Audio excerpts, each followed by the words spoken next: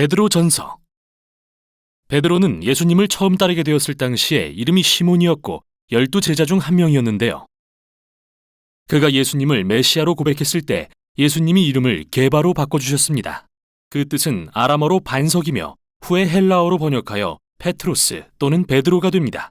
예수님은 그가 사도들의 초대 지도자가 되어 예루살렘의 메시아 공동체를 이끌 거라고 약속하셨는데 그 약속은 그대로 실현되었죠. 사도행전의 앞부분을 기억해 보세요. 결국 베드로는 이스라엘의 경계를 넘어 예수님의 복음을 전하라는 부르심을 받았고 이 서신은 그로부터 수십 년 후에 그가 로마 세계에서 그 사역을 할 때 기록되었습니다. 우리는 이 서신의 결론에서 베드로는 그가 바벨론이라고 부르던 로마에 있다는 것과 실은 이 서신을 그의 동료인 실루아노라는 사람에게 위탁해서 작성했다는 사실을 알게 되는데요. 이는 지금의 터키인 로마 제국의 소아시아 지역에 있는 여러 교회들에 보낸 회람용 서신이었습니다. 베드로는 주로 이방인 출신의 이 그리스도인들이 박해받고 있다는 것을 알게 됩니다. 그들은 그리스인과 로마인 이웃들의 적대와 괴롭힘에 직면해 있었죠. 그래서 베드로는 고난 가운데 있는 그들을 격려하고자 이 서신을 썼으며 이는 서신의 구조와 주제를 설명하는 데 도움이 됩니다. 서신은 인사로 시작한 뒤 하나님을 찬양하는 시적인 노래로 이어집니다. 여기에서 그는 본론에서 살펴볼 핵심 주제들을 소개하는데 먼저 그는 박해받는 이 그리스도인들에게 새 가족으로서의 정체성을 확인시킵니다. 이어 그들이 고난을 예수님을 증거하는 기회로 여길 수 있도록 도와줌으로써 그들이 미래의 소망에 집중하도록 합니다. 자, 그럼 이제부터 이 조각들이 어떻게 맞춰지는지 봅시다. 베드로는 서두에서 하나님의 택하심을 입은 백성이자 온 세상에 나그네 된 이 교회들에게 인사합니다. 그는 줄곧 이 서신의 수신자가 이방인 그리스도인들이라는 것을 분명히 밝힙니다. 하지만 여기서 그는 그들을 묘사하면서 어떻게 하나님이 역시 나그네요 방랑자였던 아브라함의 가족, 즉 이스라엘 백성을 택하셨는지에 대한 구약 구절들을 사용합니다.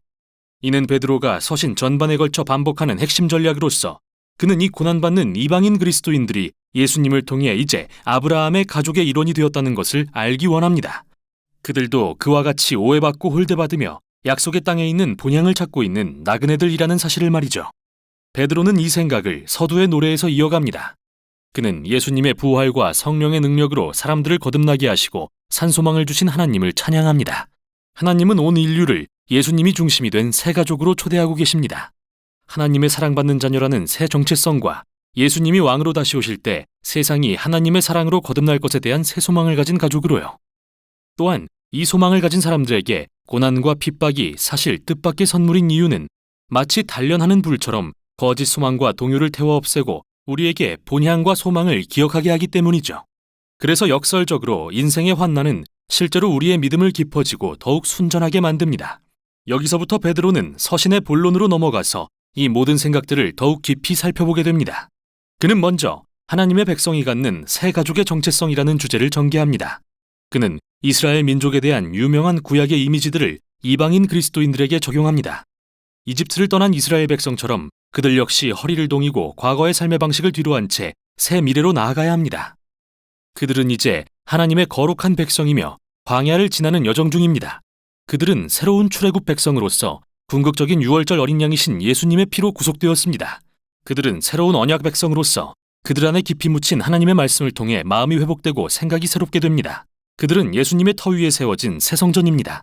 그리고 그들은 새로운 제사장 나라로서 열방을 대표해서 하나님을 섬길 것입니다. 이 모든 놀라운 이미지를 박해받는 이방인 그리스도인들에게 적용함으로써 베드로는 그들의 고난을 완전히 새로운 이야기로 승화시키는데요. 이는 다음 단락으로 이어집니다. 사실 그들이 받는 박해는 열방에 하나님의 자비를 증언해야 할 그들의 사명을 명확히 하는 데 도움을 줍니다. 그래서 베드로는 먼저 비록 로마의 통치가 억압적이더라도 그에 복종하라고 독려합니다. 물론 그는 그들이 당하는 박해와 고난이 부당하다는 것을 압니다. 하지만 폭력적인 저항은 아무것도 해결하지 못하며 원수를 죽이는 대신 사랑하신 예수님의 가르침에 위배된다는 건 말할 것도 없죠. 다음으로 베드로는 예수님을 따르지 않는 가장을 둔 로마 가정에서 그리스도인 종과 아내들이 겪는 매우 어려운 상황을 특별히 조명합니다. 문제는 로마 가정의 모든 구성원이 가장에게 복종하고 그가 섬기는 신을 숭배하도록 강요받았다는 건데요. 베드로는 예수님께 충성을 바치면 의심을 받을 거라는 것을 압니다. 이에 그는 로마 가정의 아내와 종들을 비롯한 모든 그리스도인이 예수님을 통해 완전히 자유롭게 되었다고 말합니다. 그러나 그들은 반란이 아니라 예수님과 같은 방식으로 악에 저항함으로써 즉 원수에게 사랑과 관대함을 보임으로써 그 자유를 입증해야 합니다. 반면에 남편도 그리스도인인 가정이라면 이야기가 다른데요. 로마인 이웃들과는 전혀 달리 그들은 자기 아내를 하나님 앞에서 동등하며 존중과 존경을 받을 만한 자로 여겨야 합니다. 베드로는 이렇게 예수님의 사랑과 이른바 거꾸로 된 나라를 본받는다면 하나님의 자비를 증거하고 예수님에 대한 아름다운 진리를 전할 때 그들의 말에 힘이 실릴 것이라고 기대합니다. 그러나 베드로는 또한 그리스도인들이 계속해서 박해받을 것을 압니다. 그래서 하나님이 미래에 그들을 의롭다고 인정하실 것에 대해 상기시킵니다. 그는 예수님이 부패한 인간의 권력에 의해 얼마나 부당하게 박해받고 살해되셨는지 회상합니다. 하지만 사실 그분은 원수들의 죄를 위해 죽으셨으며 그 후 의로움을 입증하시고 영으로 살리심을 받으셨습니다. 그리고 이제 모든 사람과 영적 권세 위에 왕으로 높임받고 계십니다. 그 후 베드로는 어떻게 세례가 예수님을 따르는 자들이 받을 인정을 가리키는지 보여줍니다. 그들은 마치 노아처럼 물을 통과해 구원받았는데 이는 신비한 의식이 아니라 거룩한 상징으로서 그들의 마음의 변화, 곧 예수님의 죽음과 부활에 동참하고자 하는 열망을 나타냅니다. 따라서 설령 예수님을 따른다는 이유로 살해당하더라도 그들의 소망은 이제 미래에 그들의 왕과 함께 의롭다 인정받고 높아지는 것에 있습니다. 이제 베드로는 마지막 단락으로 넘어갑니다. 그는 예수님이 제자들에게 나 때문에 박해받는 것을 명예와 기쁨으로 여기라고 하셨던 말씀을 떠올립니다. 그런 다음 교회 지도자들에게 이 고난받는 그리스도인들을 돌보고 예수님이 제자들에게 하신 것처럼 그들을 섬기라고 권면합니다. 그리고 끝으로 베드로는 이 그리스도인들에게 그들이 맞서고 있는 진짜 원수가 누구인지 상기시킵니다. 이는 단순한 문화적 또는 정치적인 적대가 아닙니다.